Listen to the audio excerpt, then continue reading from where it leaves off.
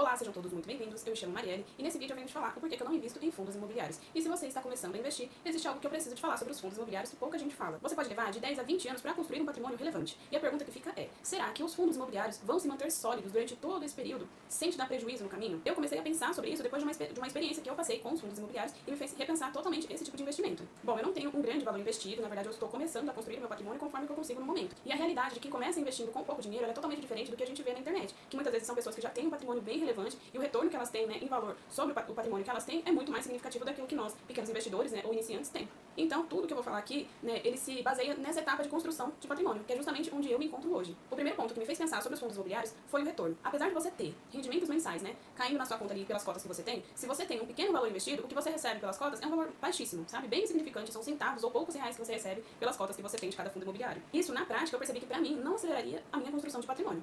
Outra questão que me pesou bastante também na minha decisão foi a questão da declaração do imposto de renda. Todo mundo fala também que os fundos imobiliários são isentos de imposto de renda. De fato é, mas você tem que declarar. E você tem que declarar tudo, sabe? E isso não é tão simples quanto parece. Você tem que declarar quando você comprou, quando você vendeu, que valor você a quanto você comprou e a quanto você está vendendo, número de cotas, enfim, é bem burocrático. Exige muita organização, atenção e até conhecimento, porque se a pessoa não sabe declarar, ela pode fazer uma cagada ali, fazer errado, e lá na frente ela pode tomar um prejuízo. Além disso, se você vender a sua cota de fundo imobiliário com valorização, né, com lucro, você ainda tem que gerar DARF e pagar um imposto sobre o lucro que você teve na venda do seu fundo imobiliário. O seu fundo pode ter te dado um retorno de R$1, mas você tem que declarar e tem que gerar DARF e pagar sobre esse fundo imobiliário que você está vendendo. Então, na prática, essa burocracia, eu penso que para quem está começando e com pouco dinheiro ainda, não compensa. E além disso tudo, eu também tive uma experiência com desvalorização que pesou muito nessa decisão, pesou muito mesmo. Eu investi no DEVA 11 e esse fundo imobiliário sofreu uma desvalorização gigantesca. E eu esperei até por bastante tempo achando que essa desvalorização iria ser compensada no futuro. Acabou que não se recuperou até hoje, na verdade só caiu mais, ainda bem que eu já vendi antes.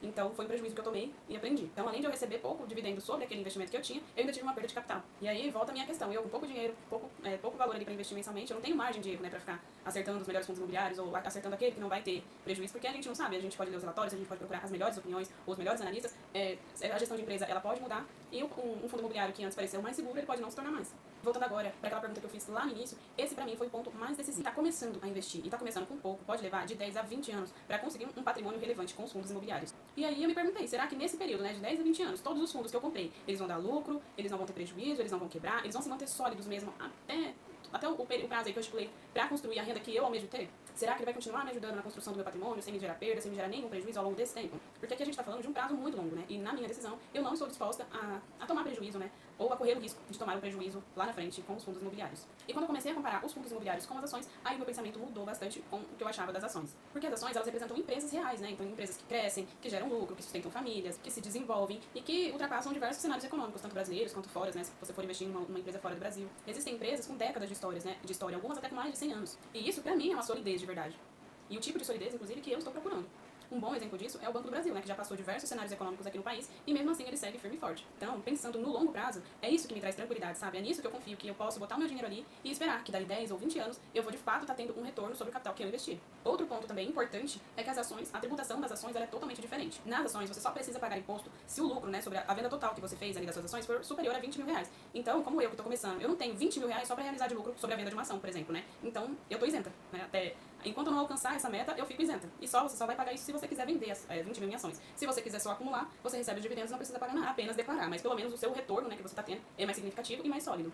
E na prática, para quem está começando, isso é muito mais prático, né, de ser feito. Porque você não está fazendo grandes movimentações mês a mês, você não tem valores muito altos, né, para realizar de lucro assim. Então, juntando todos esses pontos, né, esses foram os motivos que me fizeram não investir mais nos fundos imobiliários. Então, a minha estratégia, ela está mais focada em ações, principalmente boas ações, as que têm os melhores relatórios, né. Por isso eu indico que você aprenda a ler os relatórios das empresas para você saber aonde você está investindo, né, ou confiar em pessoas que indicam, né, pessoas que tenham certificação para poder estar investindo. E ainda assim, o risco é 100% seu. Porque se você colocou o seu dinheiro ali porque alguém indicou, se você tiver prejuízo, o risco é 100% seu, não da pessoa que investiu. Então, além de você confiar na palavra de alguém, é muito importante que você também saiba fazer isso por conta própria, para não cair, né, em pegadinhas ou cair em conversa de alguém que só está falando ali para ganhar views ou ganhar likes.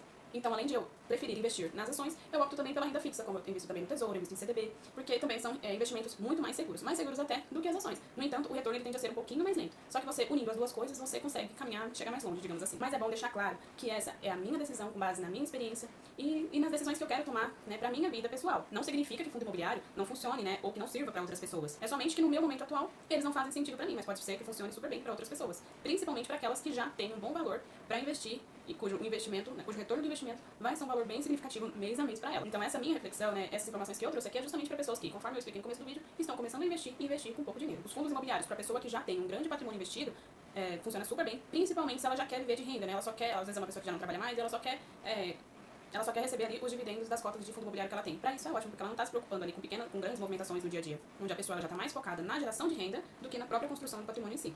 Então, aqui, na minha visão, o fundo imobiliário ele serve super bem para quem já está em um nível mais avançado, né, de aquisição de patrimônio. O objetivo da pessoa é mais usufruir dos seus investimentos do que, de fato, construir o seu pé de meia. Principalmente construir o pé de meia no longo prazo. É aqui que os fundos imobiliários pegam.